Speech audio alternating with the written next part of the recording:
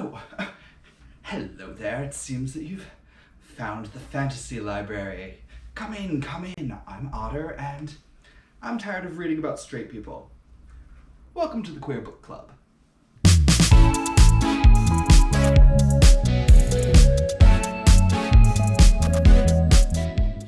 If you had gone to a bookstore, say a Barnes & Noble or Borders in the early 2000s, and gone to their LGBT section, you would have found a pretty small shelf with a handful of books there. Everything from histories, non-fiction stories, plays, and literary fiction. But you might, if you were lucky and the right person did the ordering that week, you might find one or two fantasy books. And one of the books that you would find on those shelves, or at least I found on those shelves, was Turnskin by Nicole Kimberling. The first book with a queer protagonist I ever read. Turnskin follows the story of Tom, a young shapeshifter living out in the middle of nowhere, working as a farmhand in a community of all skins, or people who can't shapeshift. He has a whirlwind secret romance, but when his lover leaves him, he decides, like many young gay men out there, it's time to move to the big city, and he wants to follow his dream of becoming an actor and playwright. Luckily for him, he has some cousins who run a theater in the big city. His cousins end up taking him under their wing and show him the ropes of the theater industry, which is much less glamorous than he had imagined it would be. As he gets swept up in yet another whirlwind romance in the city, he ends up on the wrong side of both the mafia and the law, and trouble seems to follow Tom wherever he goes. When I was a teenager, this story about a young gay man moving to the big city to pursue his dreams in the theater really resonated with me because at the time I was a 18-year-old gay man who was about to move to New York City to get a degree in dance.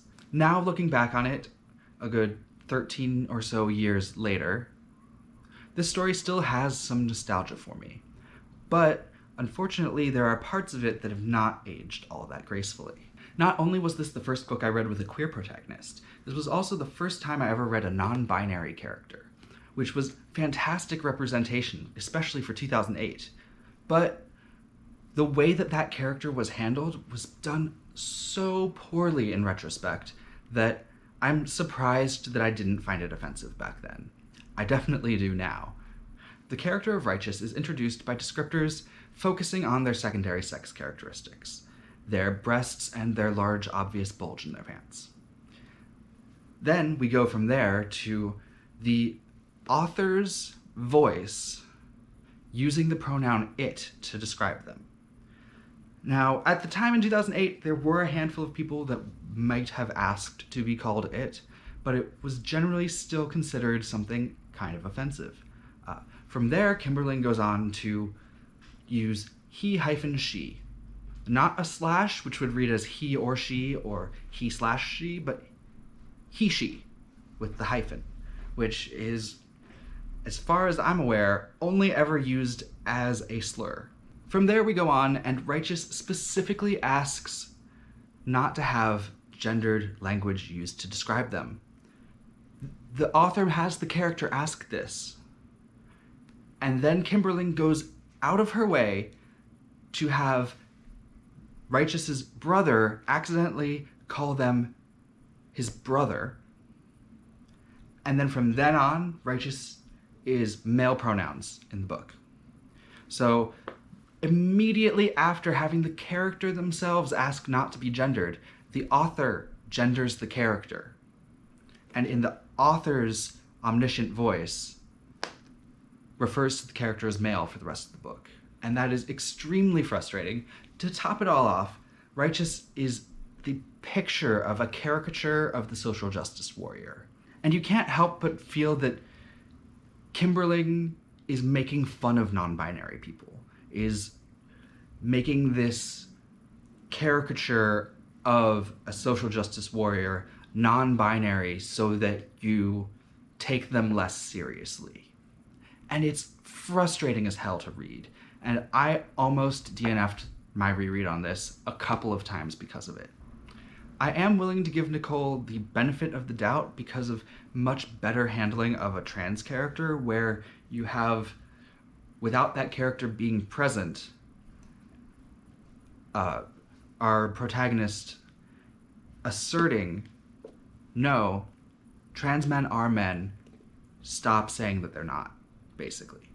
So this does have affirmative trans messages in it. It's just really unfortunate that the ball got so lost when it comes to non-binary characters. And I realize that the singular they them wasn't in use at this time. This is 2008. That didn't start getting used until like 2013, 2014. But there were other non-gendered pronouns that were in use in 2008, such as Zer. And it's a fantasy world. You can make up your own pronouns. You can say, hey, shifter culture always had a third gender and this was the pronoun that they had for it. It's that simple.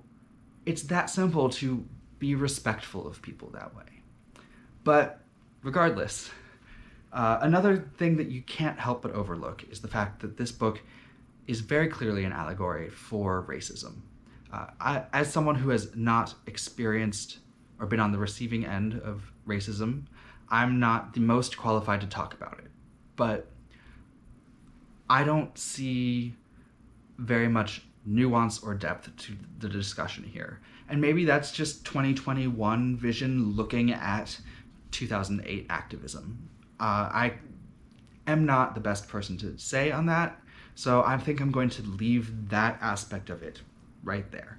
But at the end of the day, this book was a fun read-through, and if it wasn't for the frankly insulting treatment of a non-binary character, it would have been an even more enjoyable read-through. There's a reason why it won a Lambda Literary Award, but I don't know if I can really recommend it anymore based on the pronoun issues in it. So I'm going to leave this at a big old question mark for whether or not I recommend it.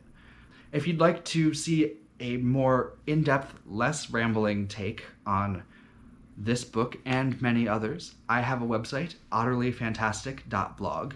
Check me out there and see all of the reviews that I've posted so far. I've definitely got at least up through Turnskin, probably even further onto some of my future videos, and you'll always find the content there first. Anyways, thank you for joining me. It's 3 lefts and a right to get out of the fantasy library. Don't worry, it's clearly marked where the exit is. Have a good one.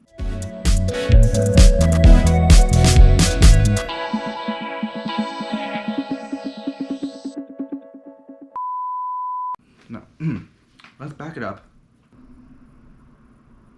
Let's put this pipe down, shall we?